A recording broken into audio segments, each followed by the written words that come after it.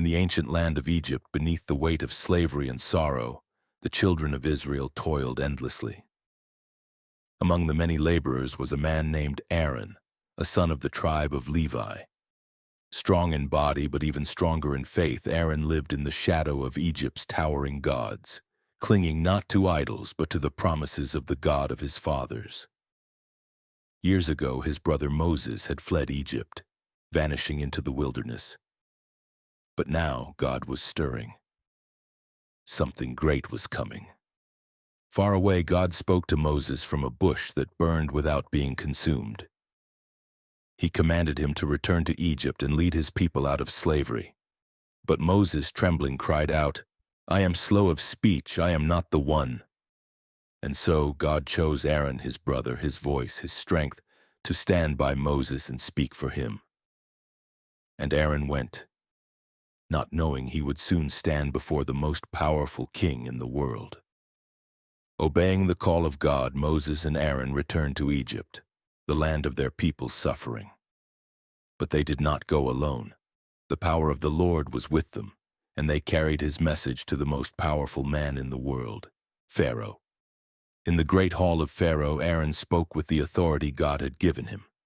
He stood beside Moses and declared, "Thus says the Lord, the God of Israel, let my people go, that they may hold a feast to me in the wilderness. Who is the Lord, that I should obey his voice? I do not know this God, and I will not let Israel go." To show God's power, Aaron cast down his staff, and it became a serpent.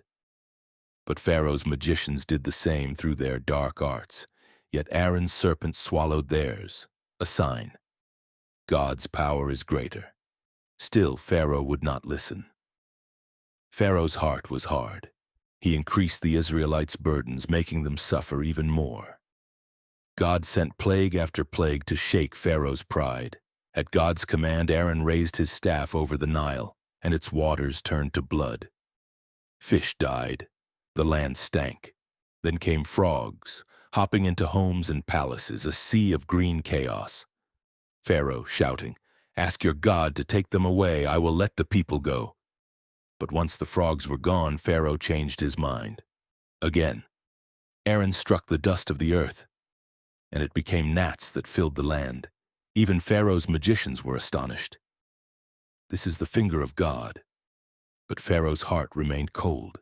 Aaron had once doubted, he had once sinned, but now, as the power of God moved through his hands, his faith grew.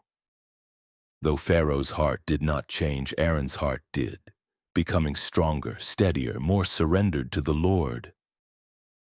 Aaron's part in the plagues began to fade as the final judgment approached. God himself would strike Egypt's firstborn. But first he gave the people instructions for a meal, a Passover, that would change their lives forever. At last the sea parted and Israel walked through on dry ground. Aaron walked with them, amazed by God's power, praising his holy name. But at Mount Sinai, as Moses went up into the cloud of God's presence, the people grew restless and afraid. "Make us gods to go before us," they cried. Aaron, under pressure, gave in. He took their gold and shaped it into a calf of molten fire, a sin of fear disguised as worship. When Moses came down, carrying the holy tablets of the law, his heart shattered. He smashed the stones. God's anger burned. Yet Aaron was spared. Aaron had failed, but God is merciful. Moses interceded, and God forgave. And then, in an act of divine grace, the Lord did something amazing. He chose Aaron, the very man who had shaped an idol, to become his high priest. God dressed him in holy garments, a linen robe, a breastplate bearing 12 precious stones for the 12 tribes of Israel, and a golden crown that read, "Holy to the Lord." In spite of his past, Aaron was called to stand before the living God on behalf of the people. Aaron's work in the tabernacle was holy beyond words. He offered sacrifices for sin, burned incense that rose like prayer, and entered the holy place, not for himself but for the people. And when Aaron raised the offering and called on the Lord, fire came from heaven, consuming it with holy flame. The people fell to their faces, shouting, "The Lord, He is God. But even in holiness there is danger. Two of Aaron's sons, Nadab and Abihu, brought strange fire, fire not commanded by God. And in a flash judgment came. Fire leapt out and consumed them. Aaron stood silent. His heart broke, but he did not speak. God was teaching a hard truth. To come close to him is to walk on holy ground, and holiness must never be treated as common.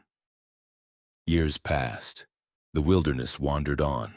And then the day came when the Lord called Aaron home. God told Moses, "Take Aaron and his son Eleazar up Mount Hor, for there he will be gathered to his people." Aaron, now an old man, climbed the mountain with dignity. There his garments were passed to his son. The priesthood continued, but Aaron's time was complete. He had served with humility, he had failed but been restored. And now he rested. For 30 days the people wept for Aaron. They remembered a man who stood before kings and before God, a man of weakness yet chosen for glory.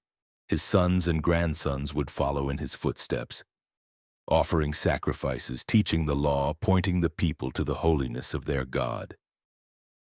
And though Aaron's body lay still, his legacy lived on in every prayer lifted, every sin forgiven, and every moment the people drew near to the presence of the Lord. Aaron's life teaches us that God can use imperfect people for great purposes.